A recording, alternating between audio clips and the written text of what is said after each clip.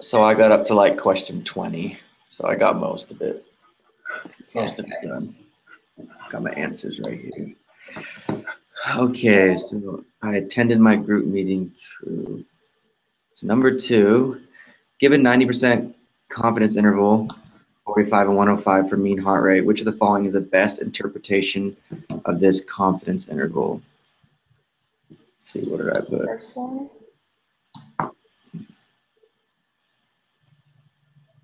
The first one? I think so. Is that what you got? I think somebody said we are 90% confident that the true mean heart rate is between 45 and 105.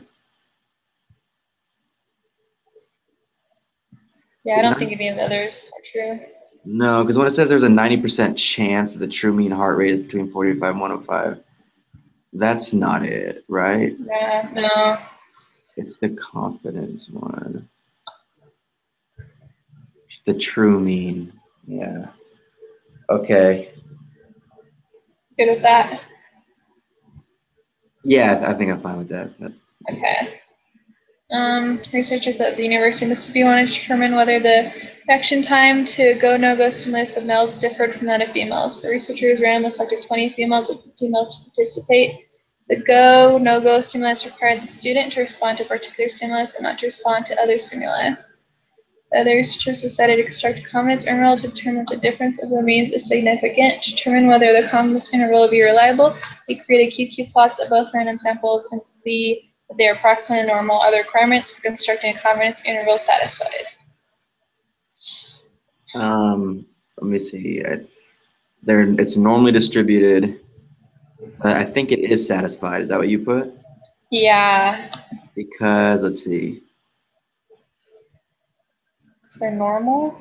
So Each sample is normal because it's been determined to be normal. I think yeah. That's what I put. I wrote down all the letters of the answers, like A, B, C, or D. They're in different orders now, so I gotta like read it. Oh. So, but yeah, that's what I put. The mean of each sample is normal since the data have been determined to be normal. Because the central limit theorem. Do you remember what that is? It's like the sample size was large enough or something. Oh yeah, then it's normal. But we know it's because the sample size here technically it doesn't have to be over 30 to be. Yeah, I think so. But since it told us it's normal, I think we just go ahead with that. The other one. You're right. Okay, so of the 4 types of confidence intervals listed below, which one is appropriate for this experiment? So we're doing 20 females, 15 males. So there's 2 different ones. They're independent of each other. Yeah, I think you're right. Is that what you thought? Yeah. Okay. Yeah, definitely. All right. Okay. A researcher is interested in estimating the savings account balance of customers at a large bank. She obtains the savings account balance of a random sample of 30 customers.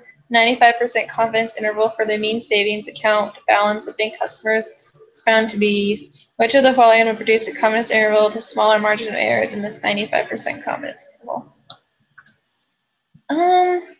Which one? Obtain the balances of 90 bank customers? Is that it? Yeah, because the equation for margin of error has the sample size in the denominator. So if that gets bigger, then I think they're inversely related. So I think that's right. Okay, number 6. A factory makes propeller drive shafts for ships. A quality assurance engineer at the factory needs to estimate the true mean length of the shaft. She randomly selects 4 drive shafts made at the factory, measures their lengths, and finds their sample mean to be 1,000 millimeters. The lengths are known to follow a normal distribution. Standard deviation is 2. Calculate a 95% confidence interval for the true mean length of the shafts. For this one, I think I remember I got the 998.04 and then the 1001.96. Yeah, that's what I remember.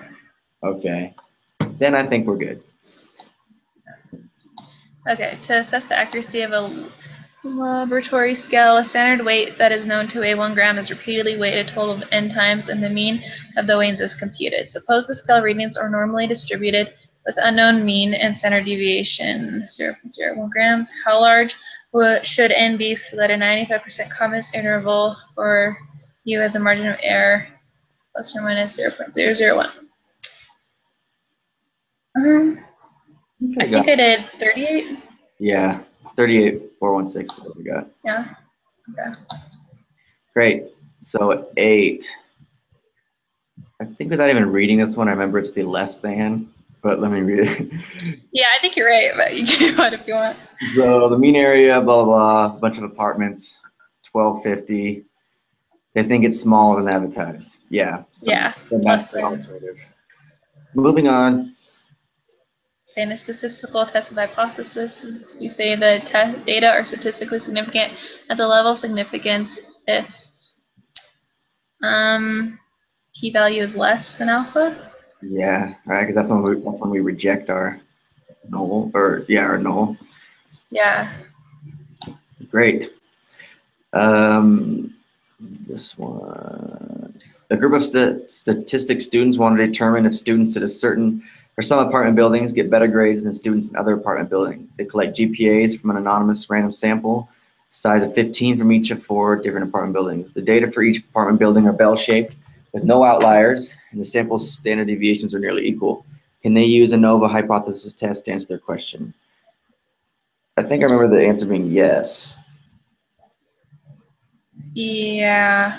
Is it the first one? Bell-shaped? Bell-shaped, yeah, because I don't think it has anything to do with the total number of GPAs.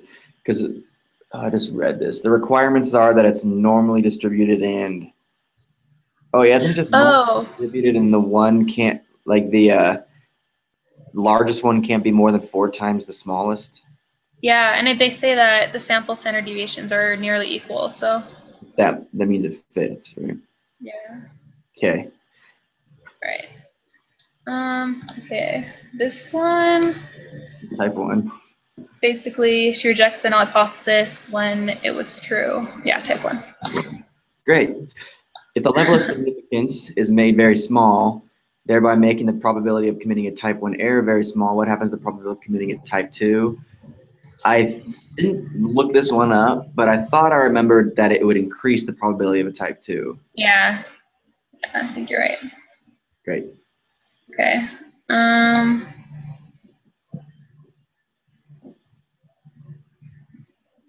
yeah. This one I wasn't sure. Well, This one I wasn't positive on either. Let me see if I remember what it.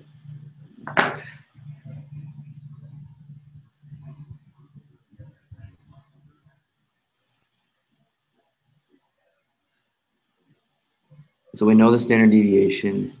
We know the mean. Is this evidence of the mean nicotine content?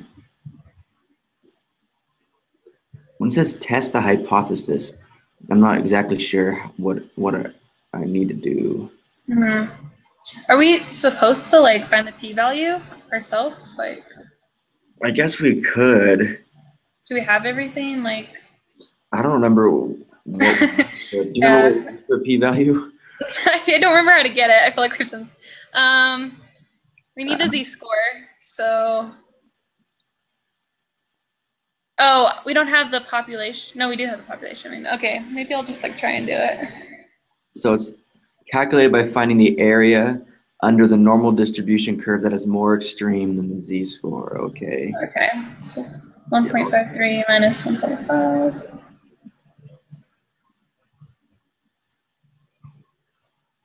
Because our z-score is, 1.53.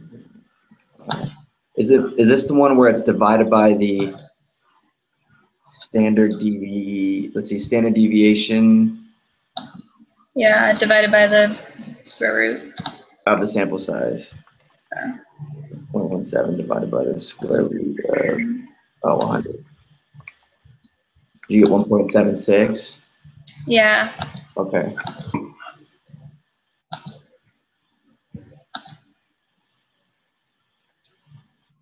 So what are we filling in for this? Do you remember? The right? It's greater than, yeah. Okay. pulling mine up too real quick. Resources there.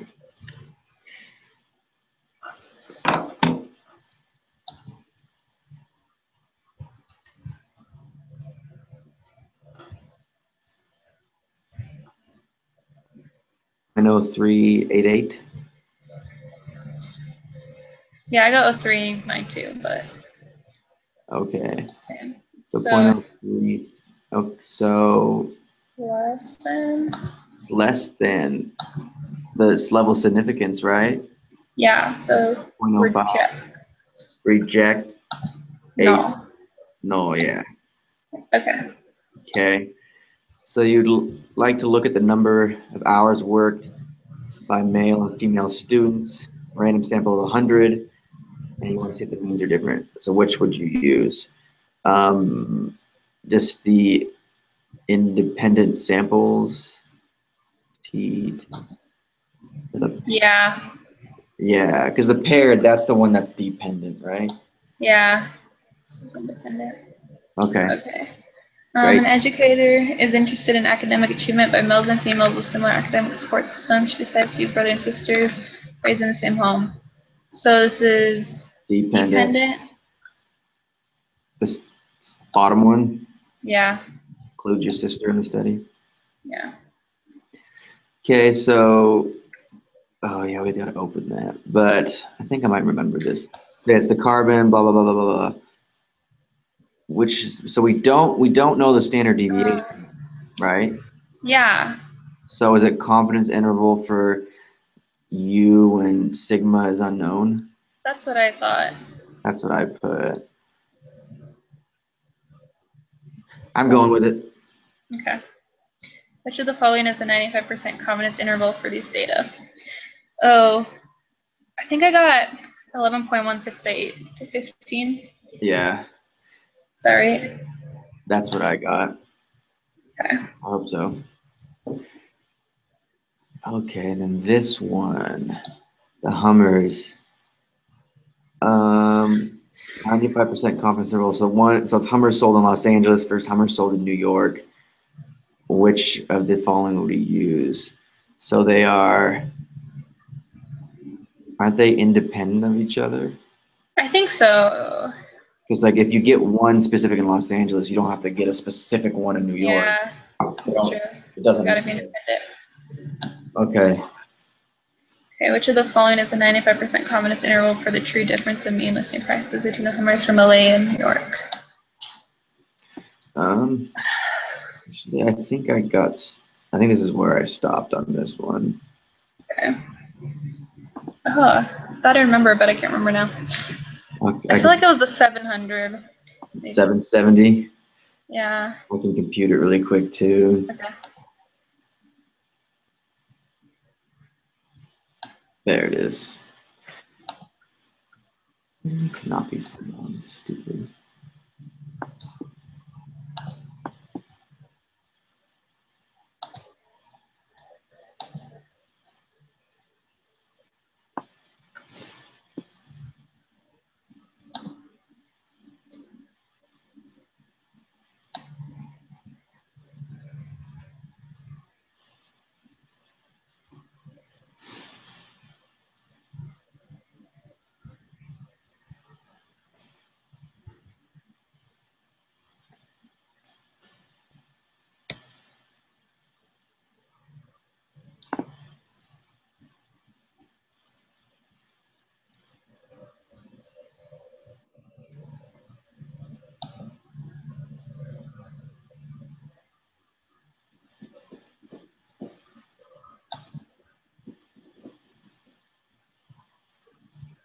Okay. Almost got it. Oh, the Hummer.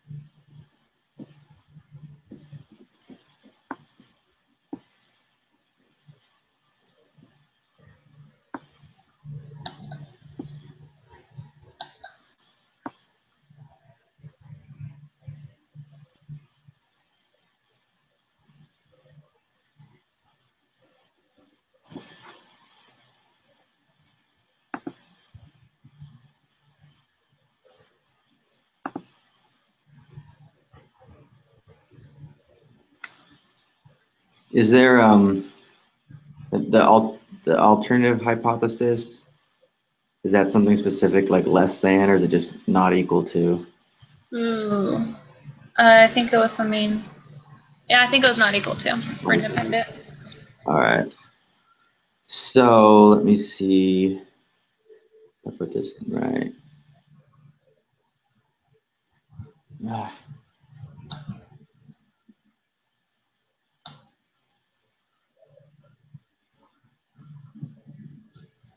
So I got 423 and 5417. Did you still get 770? No. I didn't do it. I was lazy, but Okay. So are you good with that then? Or you? yeah, I trust you. Okay. I can't remember what I got. Because I don't think it matters which column I pasted in, does it? Like I don't think I might so. switch the negative and positive sign, but it should be the same actual numbers. Yeah. So okay. So next, many studies have suggested that there's a link between exercise and healthy bones. Exercise stresses the bones, causes them to get stronger. One study examined the effect of jumping on the effect of jumping on the bone density of growing rats. How did they make rats jump? That's my question. I wonder if they just like dropped them. Sad. There were three groups. Rats are selected at random. No jumping, low jump group, and then high jump group. Yeah, that's weird. So after lots of jumping, blah, blah, blah, blah, blah, the rats were selected at random for three groups. Researchers would like to determine if the mean levels of bone density are different between each of the three groups. Isn't this ANOVA? Yeah, I think so. Okay. Okay. The next one, I'm pretty sure I remember 7.978.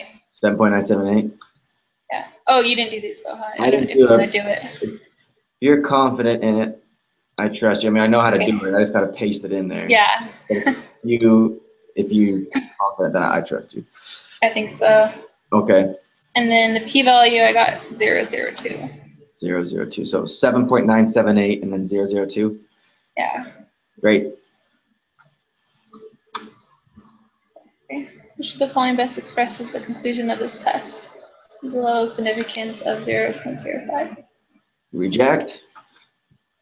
Yeah. So there's sufficient evidence. To conclude that one of them is different, right? Yeah. Just a second. Great. So, okay. Pressures of supply and demand act directly on the prices for an airline ticket. As the seats are available, the plane begins to fill, prices rise. If the seats in the plane do not sell well, they may discount the tickets or even cancel the flight. Wasn't this the question we did before? Yeah, I remember it. A study was undertaken to determine if there's a difference in the mean cost of an airline ticket purchased 90 days before the flight or 14 days before the flight. Blah, blah, blah, blah, blah, blah, blah, blah, blah. Okay. So what is the correct hypothesis test for this situation? What's that? Is it dependent? Yeah, because the lowest. I wasn't sure, but I thought like if you got one flight, you'd have to track the same one later. I think you're right. Is you tried the same one 90 days and then wait till it's 14 days and you do the same plane flight. You wouldn't switch it. So I think that makes sense to me. Okay. Did you get those? Or should I? I did. I don't remember. I can. I should have written it down. Sorry. No, it's fine. I can crank it out really quick. I've got it all pulled up. Okay. This is our paired sample t-test, I think.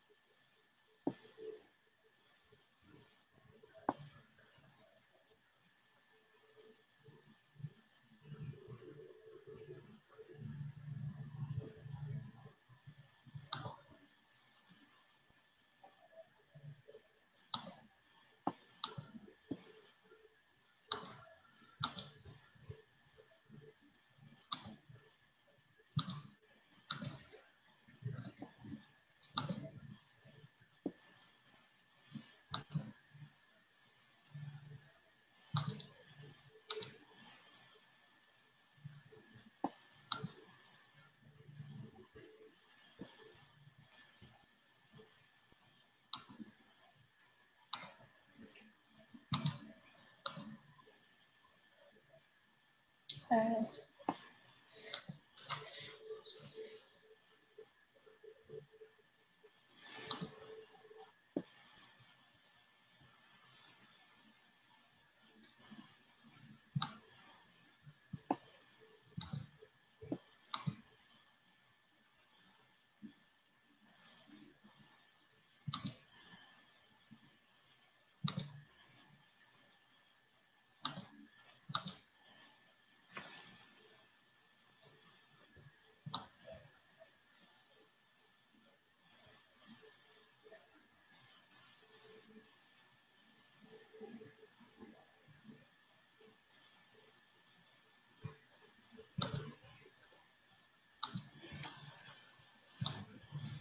Okay, let's see.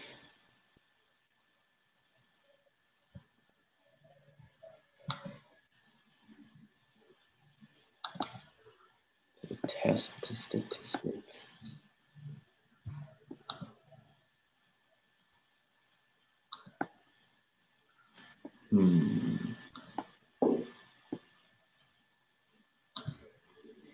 Hold on. This is getting all messed up.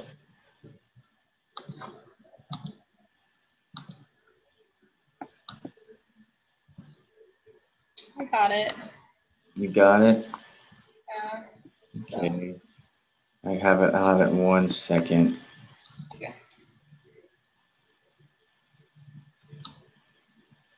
6, 7.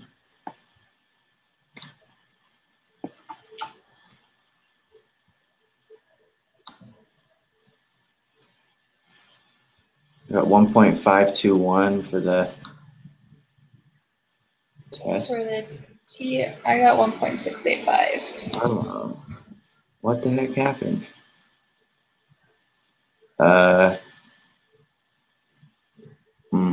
Well, I'm sure that's right. I don't know what. Oh, for some reason I have an extra cell down the bottom. I don't know. Anyways, okay. And then the p-value, I'm sure mine is wrong. Let's see, what are the options here? Yeah, mine's not even an option. Okay. I got the 0.96. Okay. Alrighty. Sounds good. I trust you. So, which of the following best expresses the conclusion of the test? So, if that is it, we're going to reject the null. What is the null? The null is that they're the same, right? So there's sufficient evidence to conclude that there is a difference. Yeah. Believes. Is that it? I guess. I think so. Kind of nice. There's no like blank Fill in. boxes to fill in. Yeah. I hope the test is like that. 100%. Sweet. Cool. Yeah, I hope it is too. The last one was. I remember the last practice like reviewing test we had or whatever. Like this one, it was like pretty similar to the actual test. Was it? Okay. I don't remember It was, like at it was all. the same length at least. Oh yeah, I remember that. That's nice. So I think I remember it being somewhat similar. I hope so. Yeah. Well, good luck. All right, you too. I'll see you. Okay, bye.